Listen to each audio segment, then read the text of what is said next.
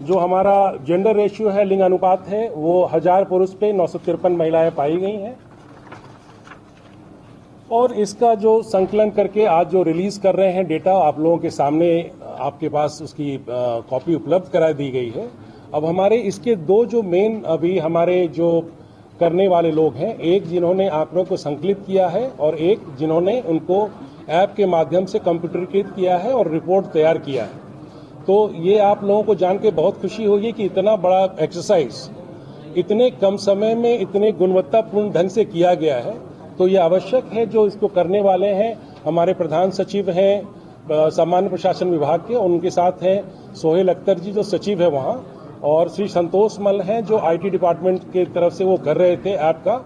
तो सबसे पहले मैं सोहेल से उनसे रिक्वेस्ट करूंगा कि आपको प्रक्रिया की डिटेलिंग दे दें, ताकि कोई आपको कहीं कोई गैप न रहे समझने में पूरे प्रोसेस को, और आप अच्छा से इसको अपना रिपोर्ट करने के लिए आप पूरा फुल मटेरियल आपको मिल सके। सोहेल। धन्यवाद मुख्य सचिव महोदय। प्रक्रिया की पूरी जानकारी मुझको लगता है कि सरकार बंधुओं को अधिक है, उन्होंने पूरी तरह से चीज़ों को कवर भी किया है थ्रू पूरी प्रोसेस में। सबसे पहले हम लोगों ने पूरे राज्य को प्रशासनिक इकाई में बांटा। ब्लॉक है, ब्लॉक के अंदर में वार्ड है, वार्ड के अंदर में पंचायत है, प्रशासनिक इकाइयों में बांटा। एक एक छोटा छोटा यूनिट 700 की आबादी का लगभग हमने बांटा, जिसको हम लोगों ने इन्यूमरेशन ब्लॉक कहा। हर इन्यूमरेशन ब्लॉक के लिए हमने एक प्रगणक रखा और हर 6 के लिए हम लोगों ने एक सुपरवाइजर रखा जो उस काम को देख रहे थे। प्रथम चरण में जो मुख्य सचिव महोदय ने बताया, पूरे ट्रेनिंग की गई, 1 महीने तक ट्रेनिंग चली हमारी पटना से लेकर के, और सभी प्रखंड में हम लोगों ने ट्रेनिंग चलाई।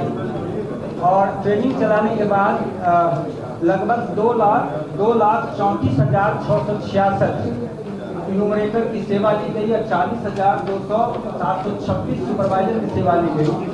और ट्रेनिंग का काम लगभग 3.5 लाख लोगों का 1 महीना तक चलता रहा।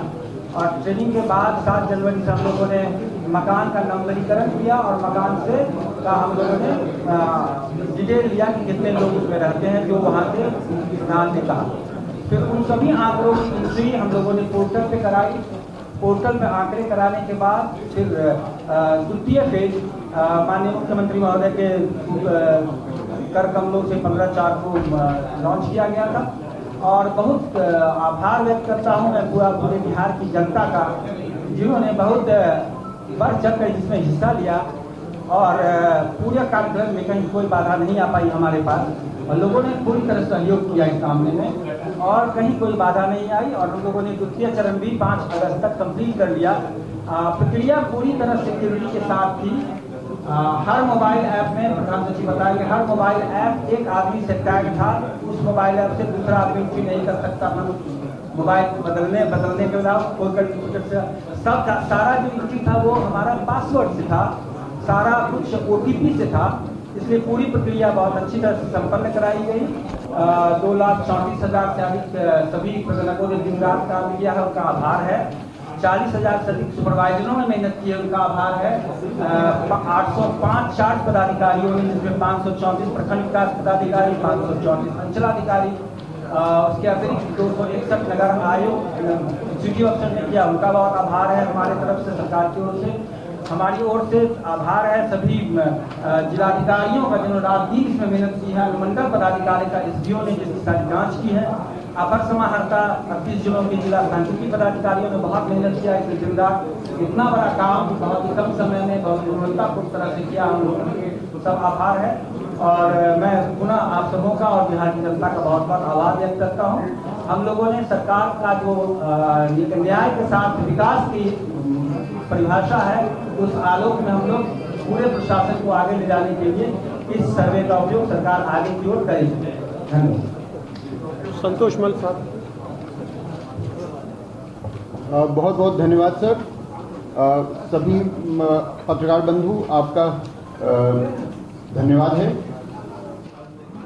जब बिहार सरकार ने जाति आधारित जनगणना आयोजन करने का, जाति आधारित गणना का निर्णय लिया, उसके बाद उस गणना के वेब पोर्टल और मोबाइल ऐप के निर्माण की जिम्मेदारी बेल्ट्रॉन को सौंपी गई, सूचना प्रौद्योगिकी विभाग को सौंपी गई। उसके बाद हम लोगों ने बहुत कम समय में एक ऐप जिसका नाम बिजागा ऐप है, बिहार जाति आधारित गणना ऐप का शॉर्ट फॉर्म बिजागा ऐप, उसको डेवलप किया और सीबीएस पोर्टल जो है हमारा उसको डेवलप किया। आपको मैं बताऊं, ये देश में अपने तरह का अभिनव परियोजना है।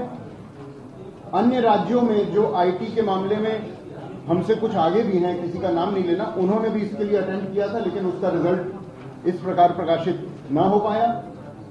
सुहेल साहब ने बहुत मेहनत की इसमें, उनके और हमारी जो टेक्निकल टीम थी, जाहिद लतीफ हैं और सुशील पांडे हैं, नागेंद्र हैं, इन सभी ने दिन रात एक करके इस ऐप को डेवलप किया। इस ऐप की जो मैं प्रमुख बातें हैं वो आपको मोटा मोटा बता देता हूं। ये ऐप जो था वो एंड्रॉयड 6 वर्जन को भी समर्थित करता है। आप सब जानते हैं आज के दिन हम लोग किस वर्जन में एंड्रॉयड के काम कर रहे हैं। ये छोटे से छोटा मोबाइल जो हमारे इनोवेटर के पास, प्रगणक के पास था, 2,34,000 से ज्यादा प्रगणक थे, तो उनके सभी ऐप को, उनके मोबाइलों को समर्थन कर सके ऐसा ऐप बनाया गया। तो मोबाइल एंड्रॉयड वर्जन 6.0 को भी ये समर्थित करता है और ये बिल्कुल सिक्योर है। ऐप में कोई भी स्क्रीनशॉट नहीं ले सकता है किसी के डेटा का। ऐप में कोई भी स्क्रीन रिकॉर्डिंग नहीं की जा सकती है। इस कारण से जो हमारे जितने भी नागरिक हैं उनका डेटा पूर्णतः सुरक्षित है। ये हमारे किसी क्लाउड में इसका डेटा नहीं है। ये हमारे स्टेट डाटा सेंटर के 24 सर्वरों और 12 डेटाबेस सर्वरों में सुरक्षित है और किसी को इसका एक्सेस नहीं है। इसलिए ये पूर्णतः गोपनीय आंकड़े रखे गए हैं। निजता का जो अधिकार है और जो डेटा प्रोटेक्शन एक्ट है उसके तहत सारी जो सुरक्षाएं हैं वो इसमें लागू की गई हैं। cbs.bihar.gov.in हमारा पोर्टल था, बिजागा ऐप था, रोल बेस्ड एक्सेस कंट्रोल दिया गया था।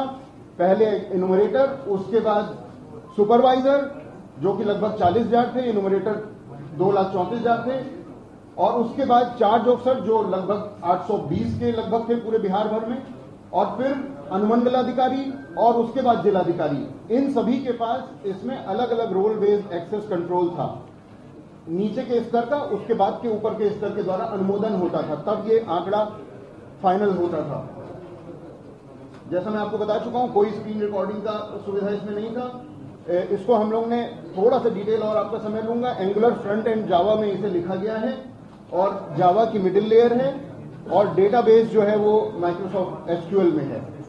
और नाम की एंट्री तो बस करनी थी हमारे इनुमरेटर्स को, और आधार जब हमारे नागरिक उसको देना चाहें तब आधार की एंट्री करनी थी, अन्यथा इसमें एंट्री उन्हें नहीं करनी थी। ऐप इस तरह डिजाइन किया गया कि इसमें एरर की कम से कम संभावना रहे। तो मान लीजिए जैसे जो भी सूचक है, तो शिक्षा अगर किसी की पूर्व प्राथमिक की है तो वो ऐप में ही उसे बटन दबाना था, उसे एंट्री नहीं करनी थी। नाम और आधार की ही बस एंट्री करनी थी किसी भी न्यूमरेटर को। तो इसलिए कोशिश की गई कि अच्छे से अच्छा आंकड़ा जनरेट किया जा सके और इसे बहुत कम समय में किया गया। पहले इसका पायलट किया गया 6 जिलों में, लगभग 300 के लगभग न्यूमरेटर्स पे। उनके जो अनुभव, उनके साथ घूम घूम के जो समझ में आया उसको हम लोगों ने इनकॉर्पोरेट किया और बेटर वर्जन उनको दिया। बीच बीच में जैसी जैसी आवश्यकता होती गई वैसे वैसे इसमें ऐप में हमने इसको इम्प्रूव किया और अभी इसका डेटा आपके सामने है।